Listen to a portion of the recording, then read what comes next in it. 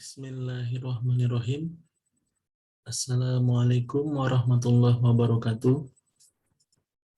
Perkenalkan, nama saya Raffi Jamil.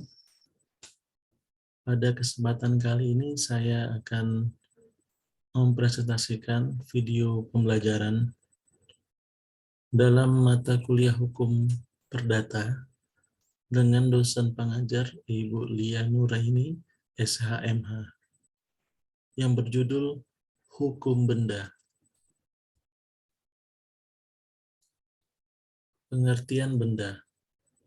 Benda, zat dalam arti yuridis, pasal 499 KUH Perdata adalah segala sesuatu yang dapat menjadi objek hak milik. Benda sebagai objek yang berlawanan dengan subjek dalam hukum, yaitu orang dan badan hukum.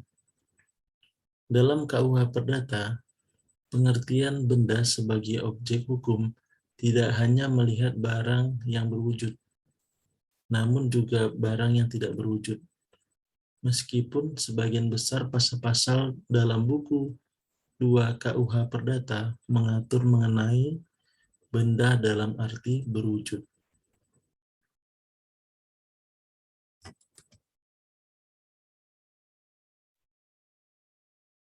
Lanjutan. Sistem hukum benda adalah sistem tertutup. Artinya, orang tidak dapat mengadakan hak-hak kebendaan yang baru selain yang sudah ditetapkan dalam undang-undang.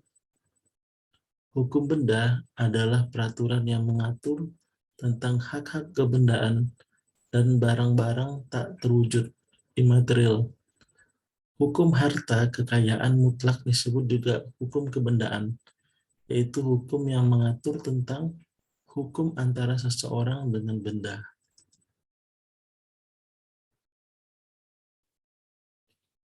Hukum benda menurut para ahli.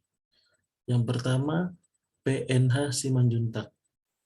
Hukum benda adalah peraturan-peraturan hukum yang mengatur mengenai hak-hak kebendaan yang bersifat mutlak. Menurut Sudiman Kartihadiprojo, hukum kebendaan adalah semua kaidah hukum yang mengatur apa yang diartikan dengan benda dan mengatur hak-hak atas benda. Menurut Van Apeldoorn, hukum kebendaan adalah peraturan mengenai hak-hak kebendaan. Menurut Sri Dewi Masjun Sofwan, mengemukakan ruang lingkup hukum benda itu yang mengatur pengertian benda, pembedaan macam-macam benda, dan macam-macam hak kebendaan.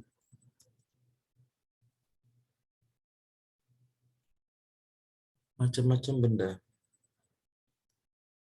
Pertama adalah benda bergerak, kedua benda tak bergerak.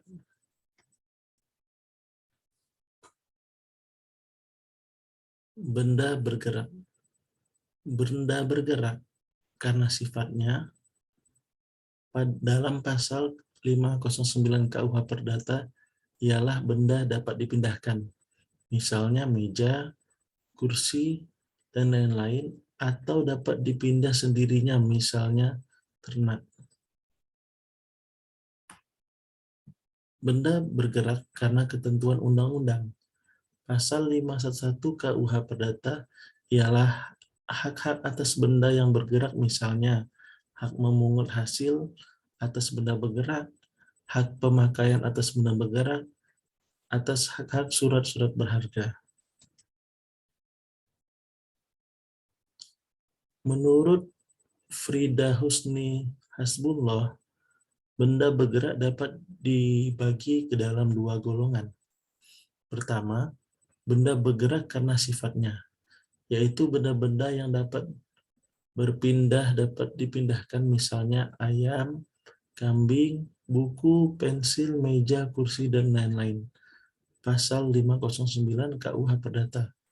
Termasuk juga sebagai benda bergerak ialah kapal-kapal, perahu-perahu, gilingan-gilingan, dan tempat-tempat pemandian yang dipasang perahu dan sebagainya.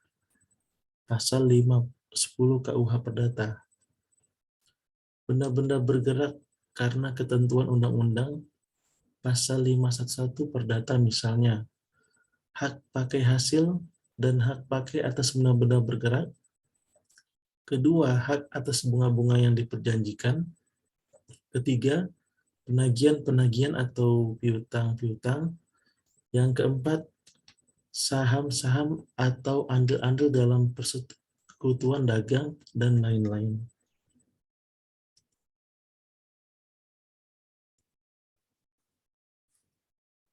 Benda yang musnah dan benda yang tetap ada. Benda yang musnah, benda-benda yang dalam pemakaiannya musnah. Kegunaan benda-benda terletak pada kemusnahannya, misalnya makanan, minuman, dan lain-lain. Benda yang tetap ada, benda-benda yang dalam pemakaiannya tidak mengakibatkan benda itu menjadi musnah, tetapi memberi berbagai manfaat bagi si pemakai. Misalnya piring, gelas, sendok, dan lain-lain. Benda yang dapat dibagi dan benda yang tidak dapat dibagi. Benda yang dapat dibagi adalah benda yang apabila dibagi tidak mengakibatkan hilangnya hakikat atau wujud dari benda itu sendiri. Misalnya beras, gula, dan lain-lain. Benda yang dapat dibagi adalah benda yang apabila dibagi mengakibatkan hilangnya hakikat atau wujudnya. Misalnya kuda, sapi, uang, dan lain-lain.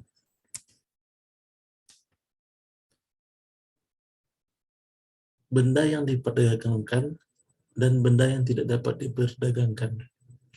Benda yang diperdagangkan adalah benda-benda yang dapat dijadikan dari suatu perjanjian. Benda yang tidak diperdagangkan adalah benda-benda yang tidak dapat dijadikan objek suatu perjanjian dalam lapangan harta kekayaan. Misalnya benda-benda untuk kepentingan umum. Yang kedua, benda tak bergerak.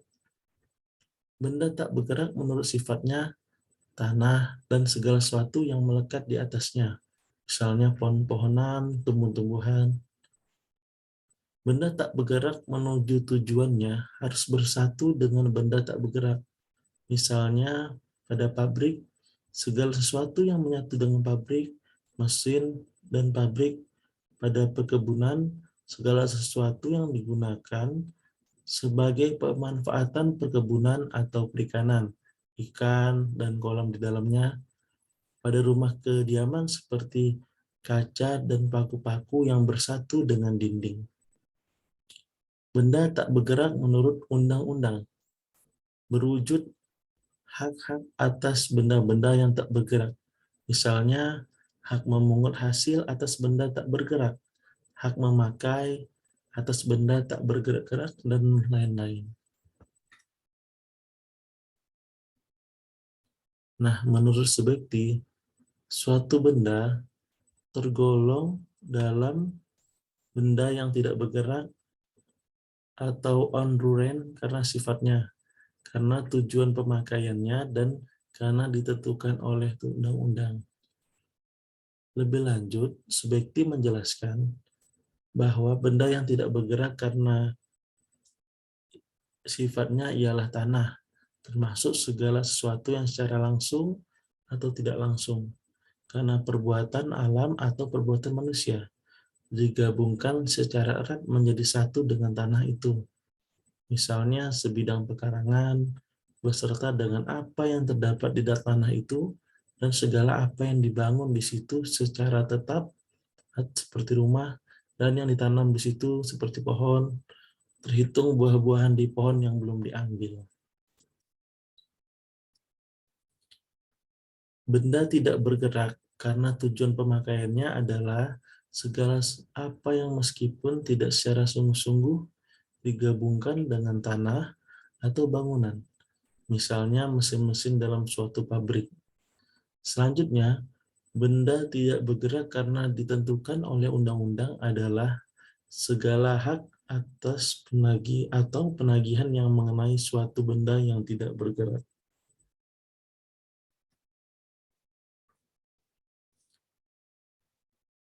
Nah, Perbedaan antara benda bergerak dan benda tidak bergerak dianggap penting karena yang pertama hak kepemilikan, kedua penyerahan, ketiga daluarsa, keempat pembebanan, dan kelima penyitaan. Mengenai penyitaan. Hak-hak kebendaan adalah suatu hak yang memberi kekuasaan langsung atas suatu benda yang dapat dipertahankan terhadap tiap orang.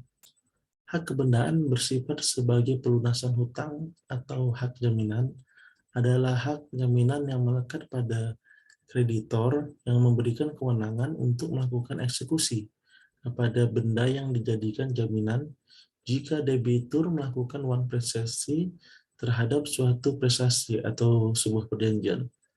Dengan demikian, hak jaminan tidak dapat berdiri karena hak jaminan merupakan perjanjian yang bersifat tambahan atau aksesoris dari perjanjian pokoknya, yakni perjanjian hutang piutang atau perjanjian kredit.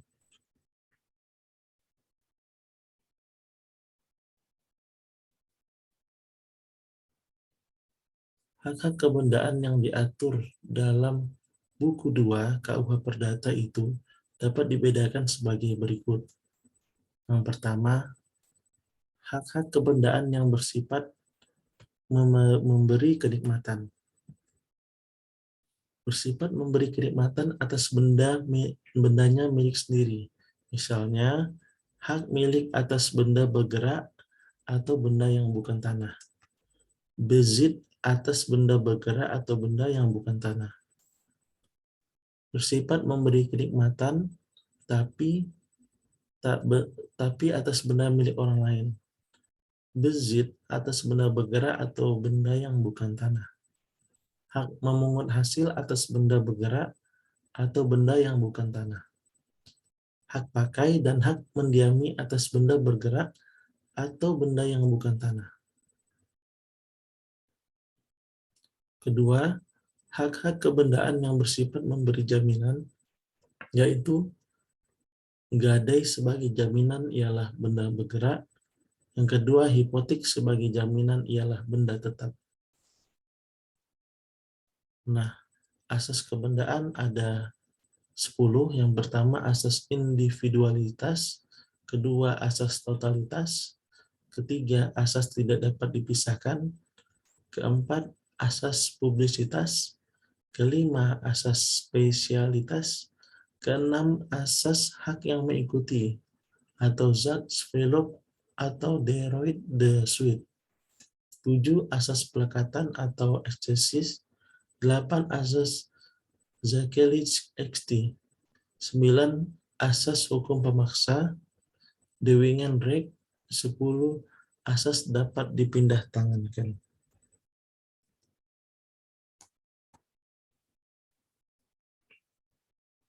Hak privilege and retention. Hak privilege merupakan jaminan khusus yang didasarkan pada undang-undang. Hak privilege atau hak istimewa adalah hak yang didahulukan.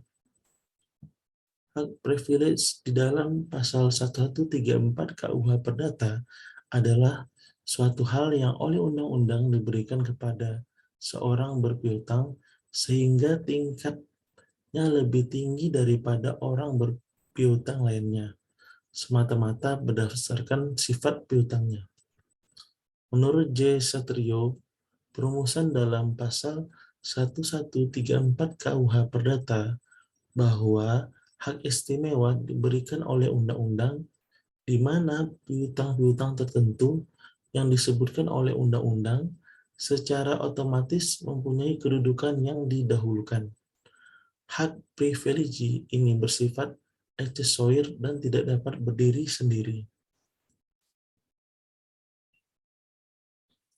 Hak privilege bukan merupakan hak kebendaan, tetapi dalam hal tertentu mempunyai sifat kebendaan, yaitu menunjukkan sifat droit de suite. Privilege sedikit banyak memberikan jaminan juga, Oleh karena itu, menurut sistem KUH Perdata, hak privilege diatur bersama dengan pengaturan pen dan hipotek. Sebagaimana kita ketahui, pen dan hipotek itu kedua-duanya merupakan jaminan kebendaan dan diatur dalam buku 2 KUH Perdata. Hak-hak kebendaan yang memberikan jaminan yaitu memberi jaminan terhadap piutang. Jadi, privilege juga merupakan hak yang memberi jaminan, tapi bukan merupakan hak kebendaan. Hak retensi. Hak retensi berasal dari kata retain, yang berarti hak untuk tetap menahan suatu benda. Hak retensi adalah hak untuk menahan sesuatu benda sampai suatu piutang yang bertalian dengan benda itu dilunasi. Jadi, hak retensi merupakan jaminan khusus yang diberikan kepada kreditur untuk menahan benda debitur sampai tagihan yang berhubungan dengan benda tersebut dilunasi. Lebih aman apabila tertuju pada benda bergerak yang gampang dipindahkan atau dan berubah nilainya.